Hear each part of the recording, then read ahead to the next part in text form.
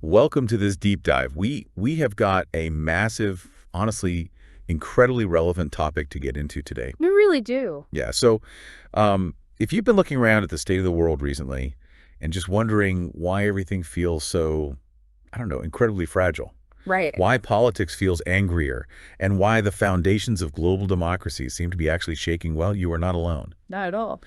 Today's mission is to basically unpack the hidden structural forces driving this global political instability. Exactly. We're looking at the underlying architecture here. Right, because we're going to look past the daily headlines. We're going to use historical data, cold hard math, and economic sociology to explore why global democracies are currently backsliding. And crucially, what the data suggests could actually reverse this trend. Yeah, it's so easy to get caught up in the 24-hour news cycle, but today we are going to pull back and look at the foundation of what is happening globally. And to do that, we are pulling from a really fascinating stack of materials today. I mean, instead of just reading you a bibliography, I'll just say we are looking at everything from the hard mathematics of history to modern economic sociology. Some deep dive analysis on planetary stressors, too. Yes, and incredibly comprehensive data from the 2025 Global Analysis Report by the VDEM Institute. We're going to weave all of this together to sort of solve the mystery of why the world feels so unstable right now. It is a profound mystery to unpack, but before we dive in, I need to make a very clear disclaimer to you, the listener. Yeah, this is important. Because we are dealing with global political instability, the materials we are reviewing today contain highly politically charged content. Very charged. That includes very sharp critiques of both right-wing nationalist coalitions and center-left neoliberal governments. So we are taking absolutely no sides today. We are impartially reporting on the content provided to convey the ideas contained in the original source material. And we are not endorsing any of the political viewpoints or critiques discussed. Our goal is simply to synthesize the data and theories presented to us. Perfectly said. Oh. Okay, let's unpack this, starting with the math of history, which, I mean, sounds like an oxymoron, right? It does sound a bit contradictory, yeah. But Peter Turchin's work introduces this concept called cliodynamics. Basically, it's the attempt to bring the hard math of science and data modeling to the actual study of history. Right. And according to his models, societal collapse is not random at all. It follows a predictable mathematical formula. That is the absolute core of cliodynamics. Turchin's models identify two primary structural forces that push societies toward what he calls end times. End times. It's a tearful phrase. Very cheerful, but it basically means severe political disintegration. Right. And the first force driving this is called the wealth pump. Okay, the wealth pump. You can think of this as an economic mechanism that continuously, systematically transfers wealth from the poor and middle classes right up to the ultra-rich. Upward redistribution. Exactly. Over time, this creates wage stagnation for the majority, leading to what the sources call mass immiseration. Mass immiseration. Right. People feel their living standards dropping, or at least just completely stagnating, while a tiny fraction of society becomes exponentially wealthier. So it's essentially like a rigged game of Monopoly. That's a good way to put it. Right. Imagine playing Monopoly, but one player starts with all the hotels, and every time you pass go, instead of collecting $200, you have to give that player half your paycheck. Yeah. Eventually, everyone else goes bankrupt just trying to stay on the board, while the one player hoards all the cash. That is a highly accurate way to visualize it. And that massive concentration of wealth leads directly to the second force driving instability, which is elite overproduction. Elite overproduction. Because as that wealth concentrates at the top, more and more people want a piece of that pie. They aspire to join the elite class. Can you give us a real-world translation of that? Because elite overproduction sounds a bit, abstract. Are we talking about a game of musical chairs but for high-paying jobs? That is exactly what it is. A classic example in the research is the massive oversupply of law graduates. Okay. You have huge numbers of highly educated, ambitious people pouring immense amounts of time and money into advanced degrees. They completely expect to land prestigious, highly compensated positions. Right, because they followed the rules. Exactly.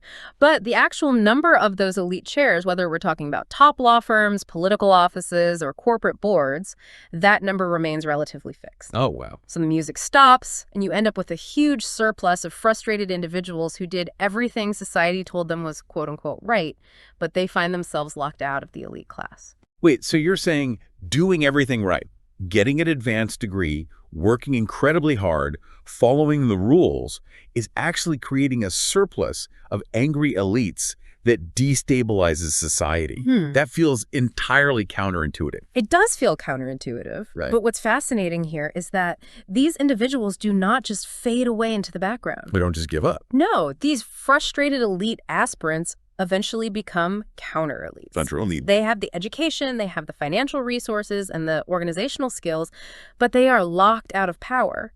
So they look at the immiserated masses, the people suffering from that monopoly wealth pump you mentioned, Right. and they harness that popular resentment. They use the anger of the general public as the muscle to try and overthrow the established political order and install themselves at the top. Which connects directly to why you, listening right now, should care about this. This is not just abstract history or a thought experiment. Not at all. Turchin actually used these exact mathematical models back in 2010 to predict that the United States would enter a massive spiral of social disintegration around the year 2020. Yes. That was a prediction made a full decade in advance, which the data argues is playing out right in front of our eyes today. The math essentially predicted the political mood. If cliodynamics shows us when a society breaks down, we then have to look at how that breakdown actually shifts the structure of governments globally. Right, which brings in the research from Ganesh Sitaraman at Vanderbilt Law. Yeah. He argues we need to redefine the actual threat we are looking at. Yeah, it's not what we think it is. It's not just traditional 20th century authoritarianism making a comeback. He calls the modern phenomenon nationalist oligarchy. Nationalist oligarchy. It's a system that essentially feeds populist rhetoric to the masses, but rigs the actual political and economic game for the ultra-rich. Yes, and to understand how a nationalist oligarchy actually functions on the ground, we have to look at the economic sociology behind it.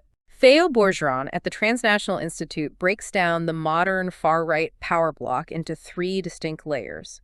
He calls it a neoliberal coalition. Okay, neoliberal coalition is a bit of a mouthful. Can we break down those 3 layers? Certainly. The first is the hegemonic top layer. Hegemonic couple. This is the billionaire class, specifically in tech, fossil fuels, and what is called alternative finance, like private equity and hedge funds. Right. Their primary goal is the creation of low-regulation, low-tax zones.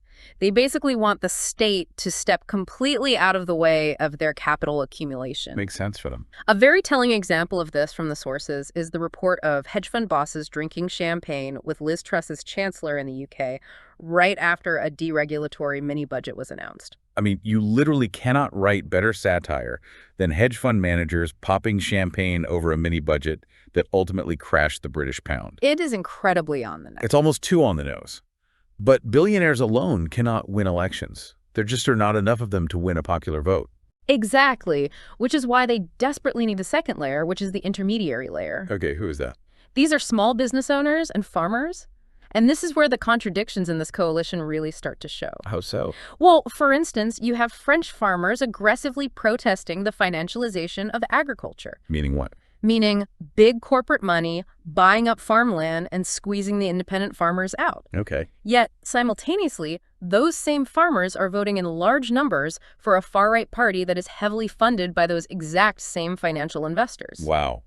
That is a massive contradiction. It is, and that contradiction relies entirely on the third layer, the subordinated electoral base. The subordinated base. This is the working class. In a nationalist oligarchy, the material interests of this working class base actually come last. Always lasts. The policies enacted by these coalitions, things like slashing inheritance taxes or removing environmental regulations, they disproportionately benefit the billionaire top layer, While doing very little for the actual voters.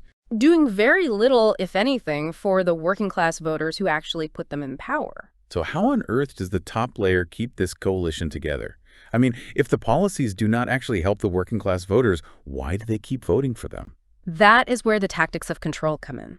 Friendly oligarchs use their immense wealth to buy media networks. Media control. Vincent Bolloré, a French billionaire, is a prime example in the text. He bought up massive media conglomerates specifically to push culture wars. Right. By keeping the intermediary and subordinated layers constantly focused on cultural grievances, immigration, and identity politics, it distracts them from the wealth pump operating in the background. It's a distraction technique. It makes it incredibly cheap for the hegemonic top layer to maintain power without ever actually delivering material benefits to the working class. That is a brilliant and, frankly, terrifying strategy. Culture wars as a literal smokescreen for wealth transfer. And we can see the real-world results of this shift in the hard data. The 2025 Global Analysis Report, citing the VDEM Institute, has some staggering statistics about where this is leaving global democracy. The numbers are stark. What do those numbers actually look like for 2025? They are deeply alarming. According to the report, for the first time in 20 years, autocracies now outnumber democracies globally. Unbelievable. It's 91 to 88. And because of the massive population sizes of those autocracies, a shocking 72% of the global population now lives under autocratic rule. 72%. That is roughly 5.8 billion people. True liberal democracies have dwindled down to just 29 nations. 5.8 billion people. That is hard to even wrap your head around. It really puts the scale of this structural shift into perspective. If we connect this to the bigger picture, we are seeing the material impacts of these nationalist oligarchies playing out in real time, and often under the guise of fiscal responsibility. Right. A primary case study highlighted in the 2025 analysis is New Zealand. What exactly is happening in New Zealand that makes it such a clear case study for this? The current coalition government there has created what analysts from System Change Aotearoa call a fiscal straitjacket. A fiscal straitjacket. They enacted massive tax cuts, specifically $2.9 billion in tax breaks for landlords by restoring 100% mortgage interest deductibility. Wow. And that was paired with $14 billion in broader income tax cuts. Okay, but a government has to pay for those tax cuts somehow. The money has to come from somewhere. Precisely. And the fallout is severe. To fund those massive tax cuts, the government initiated unprecedented cuts to the public sector.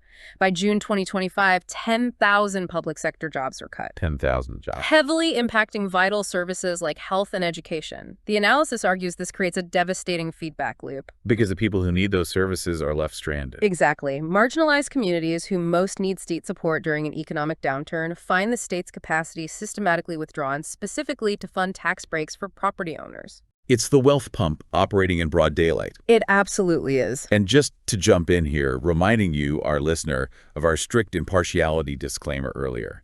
This data isn't just taking shots at right-wing governments. No, not at all. The sources heavily critique center-left governments as well, like New Zealand's Labour Party. Right. The argument is that center-left parties have become obsessed with small target campaigns and minor incremental changes. That is the core of the center-left critique in these sources. When an economic crisis hits, these center-left governments often fail to fundamentally reverse the upward redistribution of wealth. They just tinker around the edges. Exactly. When they fail to deliver radical economic transformation or actually shut down the wealth pump during hard times, their working-class voters feel profoundly betrayed. And that feeling of betrayal, of being left behind by the supposed party of the working class, that is exactly what fuels the rise of the far right. The frustration has to go somewhere. And the counter-elites are waiting right there to capture it. So what does this all mean? Has this happened before? I mean, human history is long. Are we just repeating a cycle that we have seen play out in centuries past? Yes and no. The historical parallels are striking, particularly when we look at the French Revolution of 1789. 1789 France. Now, if you look at modern inequality metrics like the Gini coefficient, which measures wealth distribution inequality today in liberal democracies, is technically lower than it was in pre-revolutionary France. Okay, so we're mathematically doing better than peasants in 1789. Technically. But what is identical is the relative immiseration. Relative immiseration. That's the visceral feeling the masses have that their lives are harder and will be worse off than their parents' lives, regardless of what the absolute economic data says. Exactly. It's the trajectory that matters to people. Furthermore, the bourgeoisie of 1789 France had accumulated significant financial power, but they were locked out of the political honors that were reserved strictly for the nobility. Ah, so that's elite overproduction again. It's a textbook historical example of elite overproduction.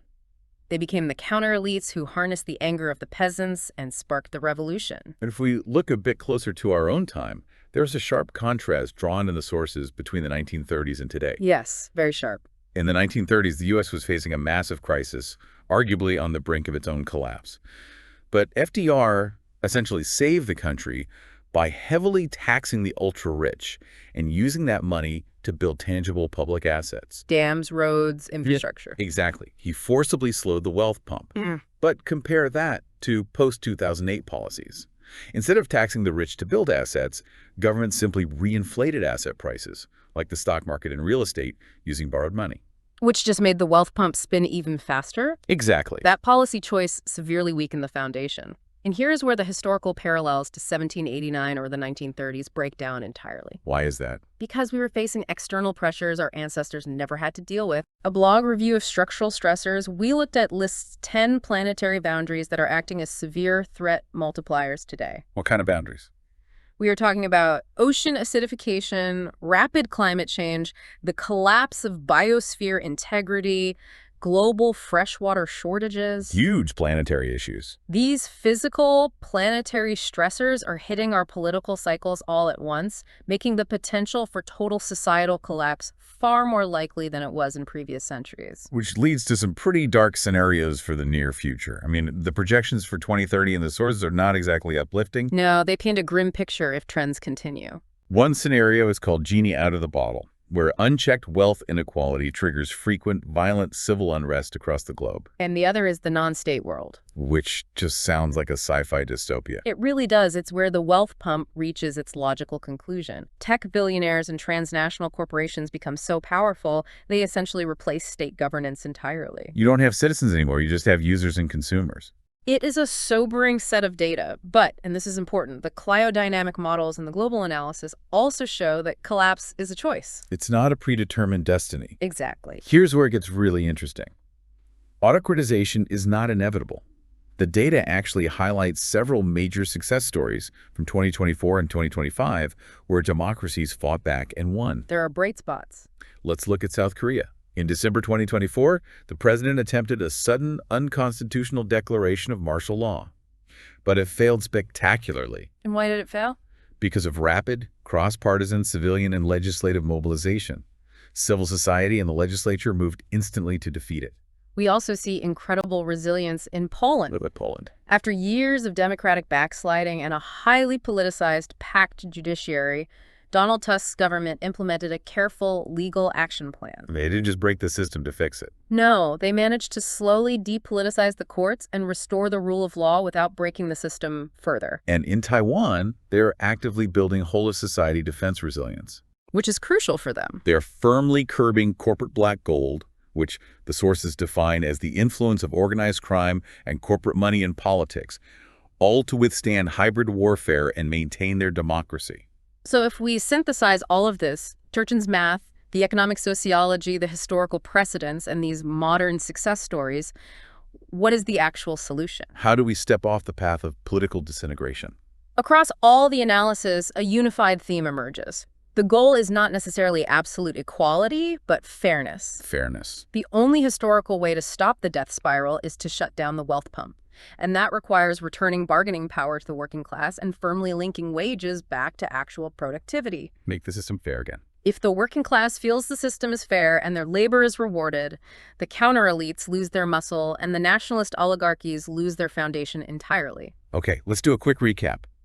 We have journeyed through the mathematical certainty of the wealth pump and the musical chairs of elite overproduction. We unpacked the three-layer coalition of nationalist oligarchies using culture wars as a smokescreen. We looked at the stark democratic data of 2025, including the fiscal choices being made in places like New Zealand, and we saw the historical blueprint for how societies can choose reform over the revolutionary guillotine. This raises an important question for you, the listener. Yeah, what should they take away from this?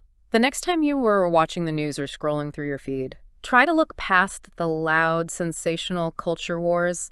Look past the identity politics. Instead, follow the money. Follow the money. See if you can spot the wealth pump operating in the background. Ask yourself, who is actually benefiting materially from the policies being debated? That is a phenomenal takeaway. But before we sign off, I want to leave you with one final provocative thought that builds on everything we have discussed today. Let's hear it.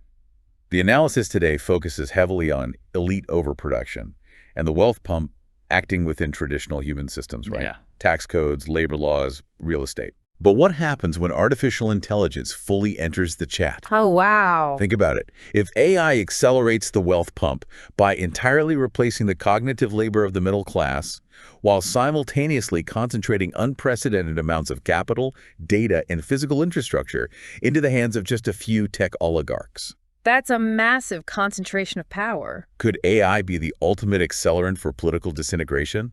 Will it force our societies to a breaking point faster than Peter Turchin's mathematical models ever predicted? That is a chilling thought. It's something to mull over until our next deep dive. Thanks for listening.